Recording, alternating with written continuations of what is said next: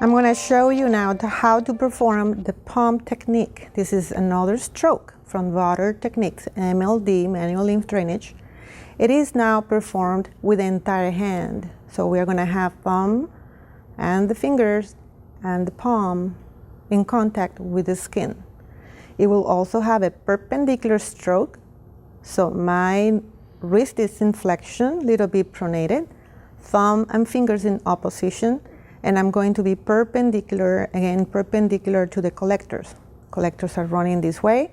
I'm going to be perpendicular to the collectors, and I'm going to do a perpendicular stroke that will be stretching the collectors down, full hand contact, and my directional stretch will push against towards the shoulder. This stroke, it's a full contact stroke, so my hand, it's entirely in contact with the skin, fingers, thumb, and palm, contact with the skin. And it is used for rounded surfaces. So I'm showing you the pumps for the lateral aspect of the upper arm. This will be my perpendicular stretch, directional stretch, resting phase. My working phase will be perpendicular stretch, directional stretch, resting phase. And this is always dynamic. It is a dynamic stroke. You can perform pumps with one hand or bimanual, two hands. Perpendicular stretch, directional stretch, resting.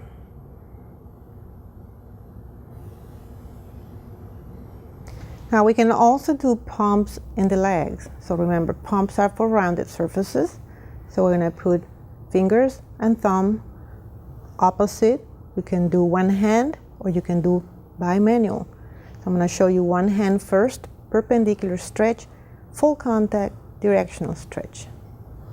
1 second, each working phase. Perpendicular, full contact, directional. And this is pumps for the anterior thigh. 1 second each working phase, perpendicular, full contact, directional. Or you can also do bimanual pumps. So you're going to do one hand at a time.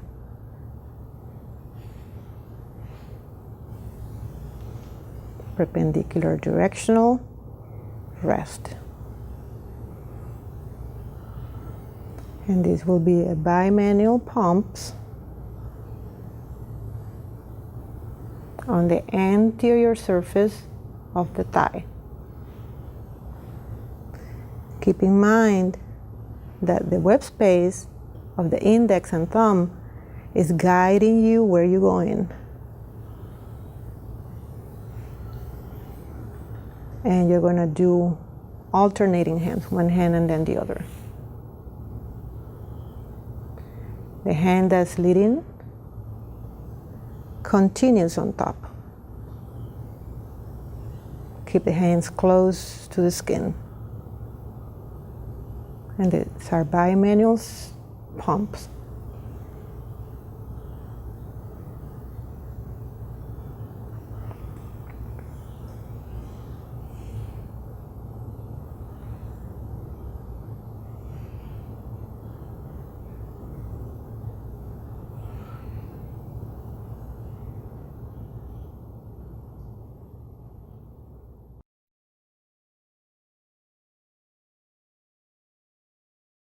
Now you can combine these two basic strokes that are called the pump and the stationary circles and make a combination of a stroke that start with the pump and continue with the stationary circles. This is called pump push. It's going from distal to proximal and it's doing one pump, one stationary circle. It's the most effective stroke in MLD. And they're both dynamic. You're going to use bimanual, two hands to do this stroke from distal to proximal, and I'm performing pump push on the forearm from wrist towards the elbow. Now remember, you have to keep your perpendicular and directional stretch perpendicular stretch, full hand contact, directional stretch, and perpendicular stretch, directional stretch, resting phase. So this is pump push on forearm from wrist towards the elbow. You can also do pump push in the upper arm.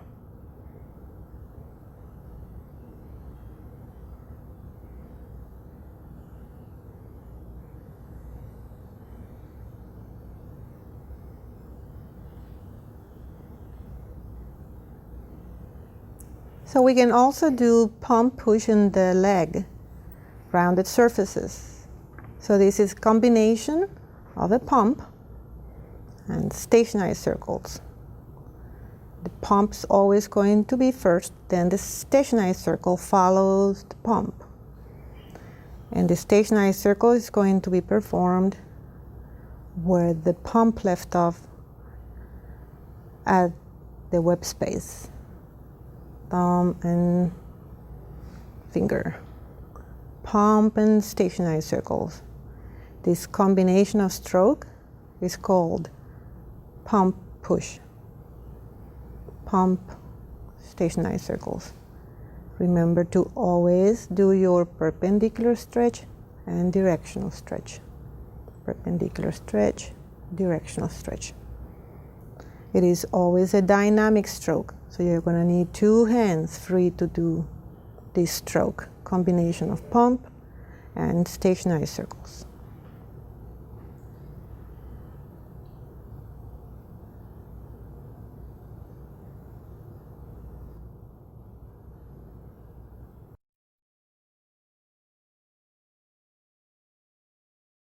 I'm going to show you now how to perform the scoops and the forearm. This is the third basic stroke from Rotary technique. There is basically 4 basic strokes: stationary circles, pump, scoops, and the rotary. These will be scoops on the forearm. Now all the strokes are basically performed in the same way with a perpendicular stretch and a directional stretch. In the case of the scoop, you're going to position your hand just like a pump. So fingers are opposed to the thumb, and this is for rounded surfaces. But now to do the scoops, we're going to, instead of going down into the skin, into the forearm, we're going to go around and stretch the skin of the opposite side that we are treating. And this will be our directional stretch. So this will be a perpendicular stretch, and this will be our directional stretch. This is a dynamic stroke as well, so we're going to move from distal to proximal. You can do that with one hand or the other, or you can also do it bimanually. One hand, perpendicular stretch, directional stretch. We're going to start on top, but we are actually going to be treating the back. These are scoops. And the scoops go from, in this case, anterior to posterior, treating the posterior. Now this is, again, a full contact stroke. So my hand is going to go around up to here, and from here on, my full hand is going to be in contact with the skin. Another full contact stroke for rounded surfaces. So we usually use it for forearm and lower legs.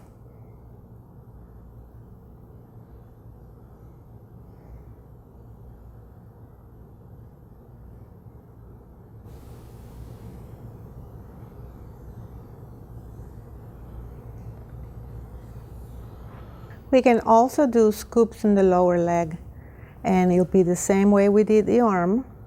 Fingers in opposition with the thumb. We're going to start on the anterior leg, but we are actually treating the back, the posterior leg. And we're also using the perpendicular stretch, full contact, directional stretch. So thumb in opposition with the fingers, the wrist is in flexion, and we're going to go around the leg, full contact, and directional stretch towards the knee. Now this is a dynamic stroke, and it also can be done by manual. So you're going to do one hand and then the other.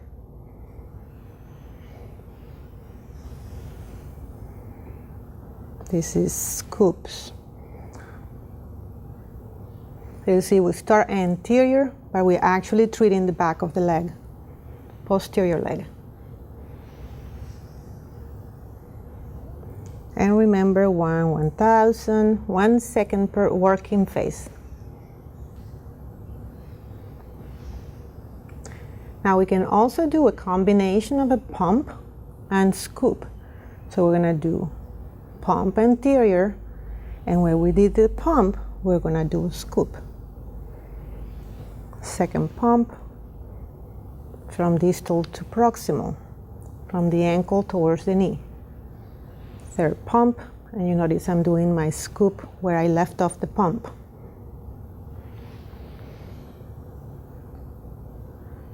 Remember, these strokes are performed 5 to 7 times. Pump and scoops. So we're treating the entire leg.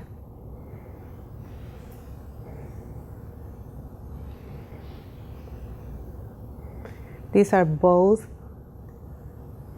full contact strokes.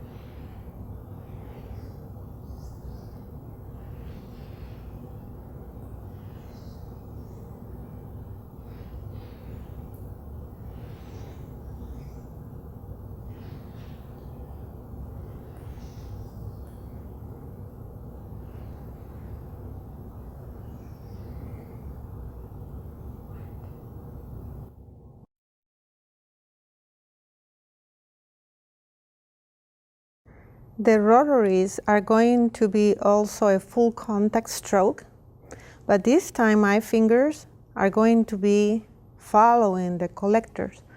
So in the back, we're going to have the sagittal watershed that is going to divide the two quadrants. The collectors are going to originate at the watershed, and they're going to run adjacent to each other towards the axilla. So now this time my hands are going to be following those collectors with a full contact stroke. So my thumb also in opposition with the fingers. I'm going to drop my hand on the ulnar side, and the thumb is going to go back and in for the perpendicular stretch and directional stretch, pushing towards the axilla. Then I'm going to leave the thumb in, stretching towards the tip of my fingers. And you want to go all the way down towards the axilla. Now this is usually a bimanual stroke, meaning you're going to use two hands, one at a time. You're going to do one rotary towards the axilla, and the second one towards the axilla.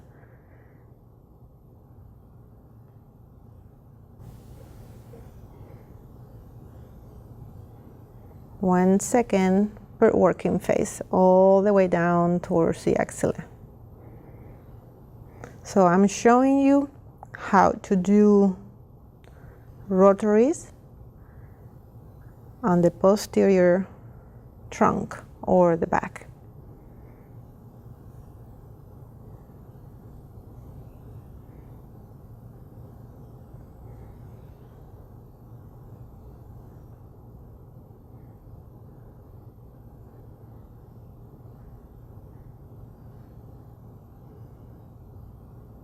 You can also do the rotaries on the chest. Same principle, following collectors from the sagittal watershed towards the axilla. You're going to go, your thumb will be opposite of that watershed in the opposite quadrant. Your fingers are going to be pointing towards where I'm going, which will be in this case the left axilla. And my other hand is going to be the same position. So you can do a perpendicular stretch, flat hand, directional stretch, perpendicular stretch, flat hand, directional stretch, underneath the breast. And this hand will go through the anterior axilloaxillary anastomosis from sagittal towards the axilla. So you can do that by manual, dynamic, one hand and then the other. Alternating.